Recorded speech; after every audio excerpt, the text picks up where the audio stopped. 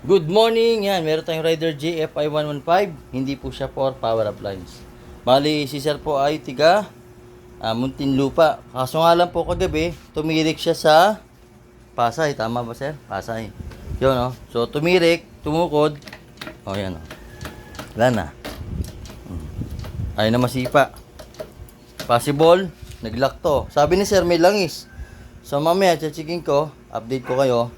So, kailangan ko nang buksan yung makina kasi nga urgent na to at kakailangan na ni bossing pamasok mamaya ng hapon sa trabaho. So, bibilisan natin ang pagbukas, no? Alright, so abangan nyo lang at bubuksan ko na muna yung makina. Yan na. So, nabuksan na natin, no? Naibaba na natin yung makina. Ayan, no? Nakalas na natin.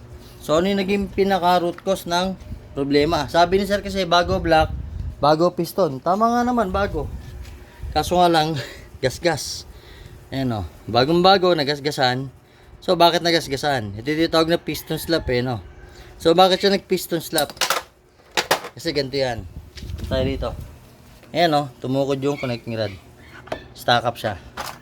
Pakita natin, ayan o. Ba? Kaya nagkaroon ng piston slap. Kasi, nasira na rito yung connecting rod bearing saka yung pin, no? So, hindi siya natuyo na langis. Ang problema, bumigay na talaga yung pyesa. No, yan. Hindi siya natuloy na langis. May langis to. Marami langis. Ayun yung langis, oh. Ayan, oh. Ba? Punong-puno. Puro glitters. Parang ganyan, oh. Nakita niyo yan? Close up natin, oh.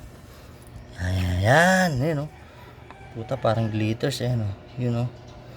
Yan. Yan yung nasigirang bearing dito sa connecting rod. Ayan, oh. Nakita niyo, naglalabasan pa, oh. Ayan, oh. Parang sumisirit. Ayan, oh. Yun. Ah, grabe. Times 2. Tapos flashlight.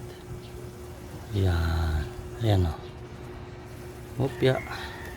Ayun, yan o. Grabe o. So, naglalabasan yung mga ano, no. Yung mga debris, kung tawagin, debris. Ayan o. Puro debris. Okay? So, ayan. Yan siya. Ayan. Lumabas dito yan. Diyan lumabas.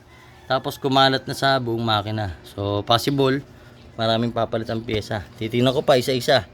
So, yun. Abangan nyo at papakita ko kung ano yung mga pyesang papalitan. Depende po yan sa motorsiklo, case to case basis.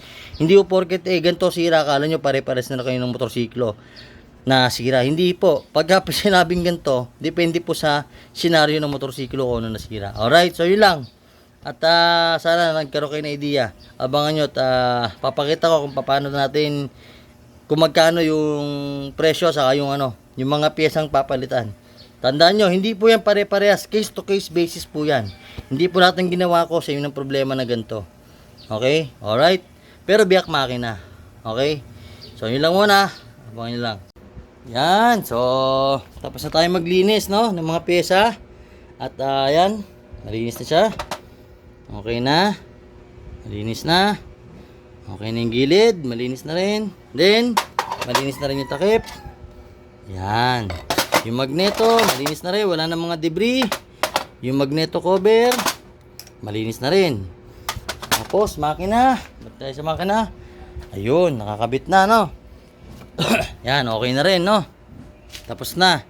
Yun, gumagalaw na yung connecting rod, oh. Hindi natukod.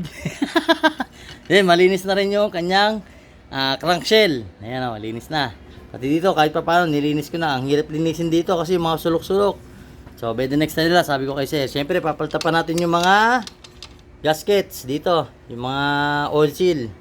Tapos yan, malinis na. Malinis na lahat. Wala na yung mga debris, no? Okay, yan. Yan, malinis na.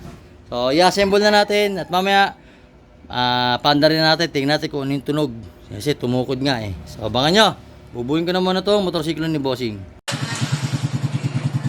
Yung umiingin na parang ano, napipiyok. Starter motor yan, ha? Ito. Isama na yung starter motor mo. Tahimik. Double check. At pakimapler. May tunog kalansing pa? Wala na. Wala na, sir. Tunog makina na. Alright. Motor na, motor. Alright, konti. Okay, sir. Na. Hindi gigil na, no?